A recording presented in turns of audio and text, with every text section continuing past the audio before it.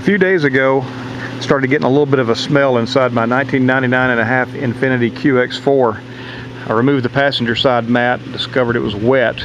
That's where the smell was coming from. So I started looking around and I realized that there were probably two better options as to the problem. One was the heater core, something I didn't want to touch at all. The second was the air conditioner drain not working. And it turns out that that is what the problem was on my car. So I wanted to show you where I found that. This is once again a 99.5 Infiniti QX4. It's accessible from the top of the motor, not the bottom. I don't see any way that you can get to it from the bottom.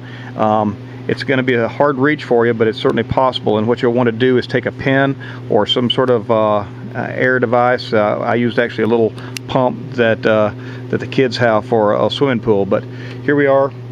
Here's the battery compartment, the battery here, and you'll see in the back of your, against the firewall, this thing's on the firewall, there's a yellow clip here, and you'll see a couple of hoses.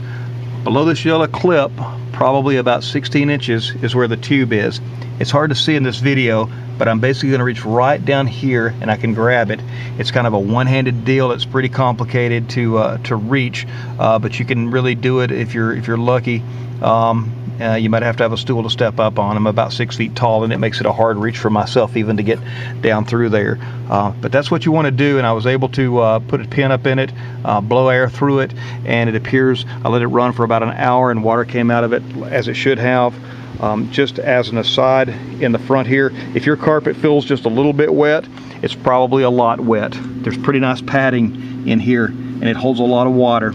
So you're going to only have to undo a couple of things to get to this. It's a little bit of a pan in itself, so the water's probably going to stay just here in the front passenger side. It's not going to go beyond the console or toward the back. I still have a little bit of wet right here. I've got a little basketball here to help do it. I've had a fan blowing on it. You're going to have to remove one little piece here that hides kind of a little bit of electronics, and that's about it. The pad is velcroed up at the front, and so it pops up.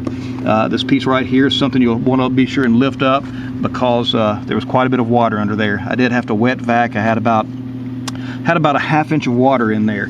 So you absolutely want to do this. It's going to start messing with some electronics if you let it stay wet. You'll want to get it really dry, but in the end, I'm just a shade tree mechanic at best. It's something that anyone can do, and this is a much better option than trying to try the heater core first. So try this first. That's the way to get it fixed, but be sure that you let this dry for a couple of days, because it's going to have some mold if you don't, and it takes a while to do it. If you feel a little bit of wet here, know that you've got a big problem under here.